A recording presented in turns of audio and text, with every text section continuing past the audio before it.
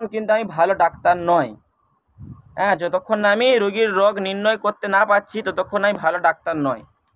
ভালো ডাক্তার সেই সেই ব্যক্তি যে রোগীর রোগটা ক্ষণিকের মধ্যে আর কি, তৎক্ষণিকের মধ্যে যে ব্যক্তি ওই রোগীর রোগটাকে শনাক্ত করতে পারে, ধরতে পারে। আপনি যখন রোগীর রোগটা সহজভাবে ধরে ফেলবেন তখন আপনি চিকিৎসাটা সহজভাবে করতে পারবেন, তাই না? তো এখন আমরা আমাদের এখন যুগে দেখা যায় বহুত মুদাব্বির আছে। একটা রোগী আসলো, রোগীর কাছ থেকে যা তা বললো, এই তোমার জিনের সমস্যা, তোমার জাদুর সমস্যা, তোমার এই মুয়াক্কিলের সমস্যা। তার দেখা গেল কিছুই নেই, শারীরিক রোগ আছে। তো সে হয়তো কিছু তার টাকা খেলো, হয়তো তার কাছ থেকে 500, 1000, 2000, 5000 খেলো, কিন্তু পরবর্তীতে দেখা যায় তার শারীরিক রোগ থাকার কারণে তার রোগটা ভালো হলো না, বরঞ্চ তার বদনাম হলো। ওই যে আপনার কাছ থেকে একটা রুগী বদনাম হওয়া মানে ছেড়ে চলে যাওয়া মানে আপনার আস্তে আস্তে আমলিয়াত তো নষ্ট হবে এবং আপনার বদনাম হতে থাকবে। তো ওই জন্য আমাদের সর্বপ্রথম কাজ হলো রুগীর রোগটাকে ঠিকভাবে শনাক্ত করা, ঠিকভাবে বার করতে হবে এই রুগীর আসলে কি হয়েছে। আপনি সময় নিন, আপনার কাছে যখন একটা রুগী আসবে সময় নিন, একদিন সময় নিন, 2 দিন সময় নিন, 3 দিন সময় নিন, ঠিক আছে? আপনার রুগী আসলে যে চিকিৎসা করতে এরকম মানে না। আপনি নাম দিয়ে যান, অমুক দিন আপনি আসুন, আমি আমি হাজিরাত করে দেখব, আমি ভাবনা চিন্তা করে দেখব যে আপনার কি সমস্যা, ঠিক আছে? আর সব রুগীর যে আপনার দ্বারাই কাজ হবে আপনি এটাও কিন্তু ভাববেন না। তাহলে কি বুঝতে পারছেন? আমার কথা বোঝা যাচ্ছে তো নাকি? হ্যাঁ, হয়তো কথাগুলো বলছি আমাদের সমস্যা হবে না, কিন্তু পরে ইনশাল্লাহ আমরা সব আমলে মিলিয়ে নেব, কিন্তু এই কথাগুলো অবশ্যই জানার দরকার, সকলে জানি। আচ্ছা, যে কথাটা বলছিলাম, আমার দ্বারাই আপনার দ্বারাই যে সব রুগীর যে শিফা পাবে এটা কিন্তু না। আপনার কাছে যে রুগীটার আল্লাহ শিফা দিয়েছে সেই রুগীটাই আপনার কাছে শিফা পাবে ইনশাল্লাহ। বাকি আপনি যদি মনে করেন যে আমার কাছে সব রুগী শিফা পাবে, কিন্তু এটা ভুল ধারণা হবে। আল্লাহ রাব্বুল আলামিন আপনার কাছে যতটুকুন শিফা দিয়েছে আপনি ততটুকুনই কাজ করতে পারবেন, তার থেকে বেশি আপনি কিছু করতে পারবেন না। এই রোগ নির্ণয়টা করার জন্য আমাদের রুগীর কাপড়ের প্রয়োজন, ঠিক আছে? রুগীর কাপড়ের প্রয়োজন। রুগী কাছে থাকুক বা দূরে থাকুক, এটা আপনাদের জন্য খুব আশা করি উপকার হবে। হ্যাঁ, খুব হেল্পফুল বলে মনে করছি আমি। রুগী কাছে থাকুক বা রুগী দূরে থাকুক, আপনি রোগীর রোগটা খুব সহজে নির্ণয় করতে পারবেন। হ্যাঁ, প্রথমে আমাদের রুগীর জামা নিতে হবে, ঠিক আছে? রুগীর জামাটা রুগীর শরীরে একদিন একদিন অতিবাহিত হতে হবে, মানে সে জামাটা একদিন আগে পরেছে বা সন্ধ্যায় পরেছে, সারা রাত কাটিয়েছে, আবার ওই জামাটা আপনার কাছে সকালে নিয়ে এসছে, ঠিক আছে? এই ধরনের একটা জামা লাগবে বা কোনো কাপড় লাগবে। মেয়ে হলে কোনো কাপড় লাগলো, তার চুড়িদার লাগলো, ছেলে হলে তার কোনো গেঞ্জি লাগলো, ঠিক আছে? তো এই ধরনের আমরা কোনো একটা কাপড় নিয়ে নেব। কাপড় নিয়ে নেওয়ার পর সেই কাপড়টাকে আমরা মাপ দেব। আমরা কাপড়টাকে মাপ দেব। ধরুন কাপড়টা আমরা মাপলাম, কাপড়টা ধরুন সাপোজ আপনার 1.5 ফুট 2 ইঞ্চি বা 1.5 ফুট 3 ইঞ্চি এরকম কিছু একটা হলো, ঠিক আছে? তো সেটা হওয়ার পর আমরা ওটা মনে রাখবো বা খাতায় লিখে রাখলাম। তো খাতায় লিখে রাখার পর এবার আমাদের যে আমলটা করতে হবে সে আমলটা হচ্ছে, প্রথমে আমরা ইস্তিগফার পড়ে নেবো 11 বার। আচ্ছা, আমরা তারপরে সূরা দরুদ শরীফ তো পড়বই, দরুদ শরীফ পড়বো 11 বার, এবং সূরা ফাতিহা পড়বো 11 বার বিসমিল্লাহ সহিত। আচ্ছা, তারপরে আমরা পড়বো সূরা সফফাতের প্রথম 10 আয়াত, ঠিক আছে? সূরা সফফাতের প্রথম 10টি আয়াত আমরা তেলাওয়াত করব। তারপরে সূরা জিনের প্রথম 4টি আয়াত। আগের রোগ নির্ণয় যে আমলটা দিয়েছিলাম সেটি হচ্ছে 5টা আয়াত, কিন্তু এই ক্ষেত্রে আমরা 4টে আয়াত পড়ব, ঠিক আছে? 4টি আয়াত পড়ব। তারপরে দরুদ শরীফ, দরুদ ইব্রাহিম পড়ব 11 বার, ঠিক আছে? এইগুলো পরে প্রত্যেক 11 বার করে হবে। আমরা ওই কাপড়টার মধ্যে, ওই জামড়ার মধ্যে আমরা ফুঁক দেব।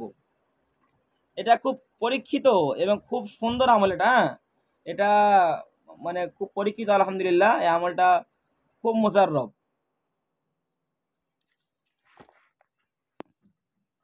বলে আমলটা লিখে ফেলি, হ্যাঁ, তারপর লাস্টে আমরা এটা বলছি। আমলটা সকালে লিখে ফেলি। প্রথমে আমরা একটা রোগীর জামা নেব। দ্বিতীয় নম্বর রোগ নির্ণয়। প্রথমে আমরা একটা রোগীর জামা কাপড় কিছু একটা নেব। জামা কাপড়টা হতে হবে একদিন অতিবাহিত হয়েছে, ঠিক আছে? রুগীর শরীরের সঙ্গে টাচ হয়েছিল বা রুগীর শরীরের সঙ্গে একদিন অতিবাহিত হয়েছে, আমরা সেই রকম আমরা একটা জামা নেব বা কাপড় নেব। নেওয়ার পর সেটাকে আমরা মাপ দেব।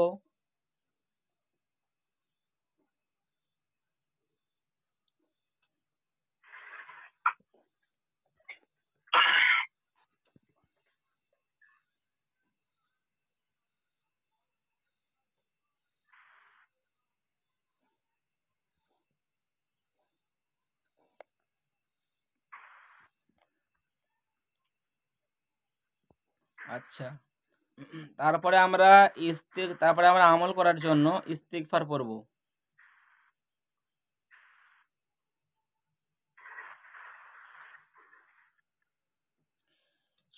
ইস্তিগফার পড়ব, তারপরে পড়ব দরুদ শরীফ, দরুদ ইব্রাহিম পড়ব সবসময়। তারপরে সূরা ফাতিহা বিসমিল্লাহ সহিত মিলিত করে সূরা ফাতিহা পড়বে 11 বার। সূরা সফফাতের প্রথম 10টি আয়াত পড়ব। আচ্ছা, সূরা জিনের প্রথম 4টি আয়াত পড়ব। লাস্টে আমরা দরুদ শরীফ পড়ব।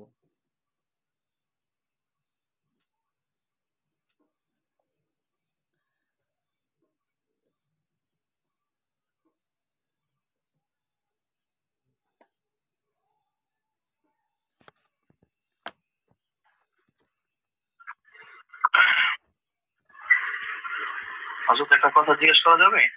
হযরত বলেন। রোগীর একদিন অতিবাহিত ব্যবহৃত জামা, অর্থাৎ যেদিন রোগী আসবে তার আগের দিন যে জামাটা পরেছে এরকম হতে হবে, নাকি যে জামাটা সে একদিন পরছিল এরকম হতে হবে? হযরত দেখবেন যে রোগীর শরীরে সব থেকে ভালো হয় একটা রাত মানে অতিবাহিত হলে ভালো হয়। আর রুগীটা ওই জামাটা 3-4 ঘন্টা পরেছে এরকম হলে ভালো হয়। কেননা আপনাকে যখন রুগী আসবে আপনি তো তখন তাকে বলতে পারেন না যে জামাটা খুলে দিন, তো আপনি বলতে পারবেন না। তো সেই ক্ষেত্রে আগে থেকে রুগীকে জানিয়ে দিতে হবে যে আপনি একটা জামা এভাবে পরবেন, এটা এভাবে করে আসবেন, ঠিক আছে? এইগুলো তো মুজাররব আমল, এগুলো একটু রুগীকে ঘুরিয়ে ফিরিয়ে এগুলো করে নিয়ে আসতে হবে। ইনশাআল্লাহ এটা খুব প্রমাণিত, আমার একটা কথা খুব জানার মুজাররব। ছিল। জি বলেন। আমার একটা কথা জানার ছিল। জি ওই সূরা ফাতিহাটা পড়তে বললেন, ওই আগের আমলে যেমন বললেন যে আউযুবিল্লাহ বিসমিল্লাহির রহমানির রহিম আলহামদুলিল্লাহ, এটাও কি ওই ওরকম নাকি আলাদা? হযরত একই নিয়ম, একই নিয়ম। আপনি সামনে আসুন, আপনি ভিডিও আপনার অফ কেন? আচ্ছা আচ্ছা, হয়তো সামনে আসবেন। জি, আলহামদুলিল্লাহ। এত সুন্দর চেহারা লুকিয়ে রাখলে তো হবে না। তো মাশাআল্লাহ, হ্যাঁ, আপনি ওইভাবেই করবেন, হ্যাঁ, বিসমিল্লাহ শহীদ। ঠিক আছে, ঠিক আছে হযরত। আশা করি সকলে আমলটা লিখেছেন। সকলের কি লেখা হয়েছে? কারো কি বাকি থাকলে বলেন। এটা আমাদের অন্য কোনো ক্লাস নয়। আমরা যতক্ষণ না আপনারা বুঝতে না পারবেন ততক্ষণ আমরা আপনাদেরকে ইনশাআল্লাহ বুঝিয়ে যাব। জি, লেখা হয়েছে আলহামদুলিল্লাহ। সফফাতের এই কয়েক সূরা সফফাতের 10টি আয়াত, 10টি আয়াত। আমরা যেটা মুনজিলের মধ্যে পড়ে থাকি, হ্যাঁ, ওই আয়াত।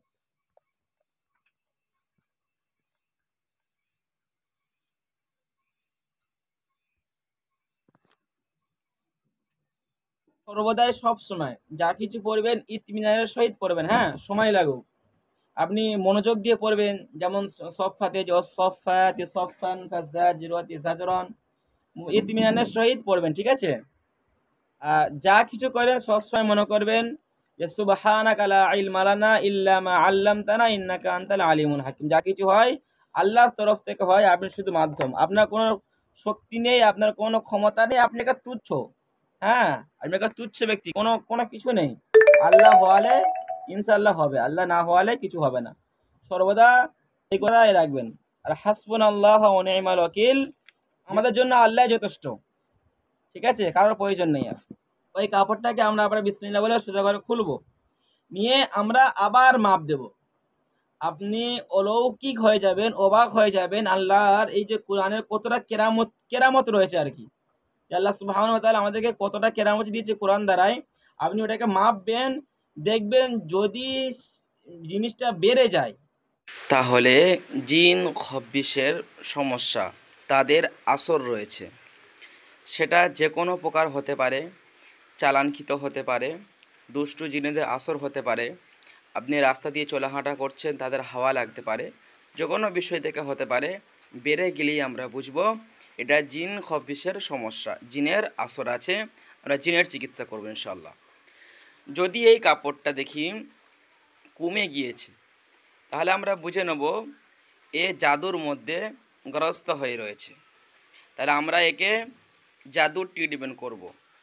এইভাবে জাদুও অনেক প্রকারের হতে পারে, আমরা অভিজ্ঞ মুদাব্বিররা আমরা এটাকে শনাক্ত করে নেব এটা কেমন ধরনের জাদু, সেভাবে আমাদের পরবর্তী ক্লাসের জাদুর চিকিৎসা দেওয়া হবে।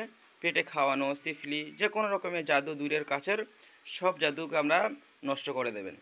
যদি দেখেন কাপড়টা বাড়েও নে কমেও নে, তাহলে আপনারা বুঝবেন এর কোনো জিনের জাদুর সমস্যা নেই, এর শারীরিক রোগ, শারীরিক আমরা ডাক্তার দেখাবো। এই রোগীটাকে আমরা আর পেরেশানি করব না, আমরা সোজাসুজি বলে দেবো এই শারীরিক রোগ, আমরা শারীরিক একে চিকিৎসা করতে বলবো। আশা করি আমরা সকলে বুঝতে পেরেছি।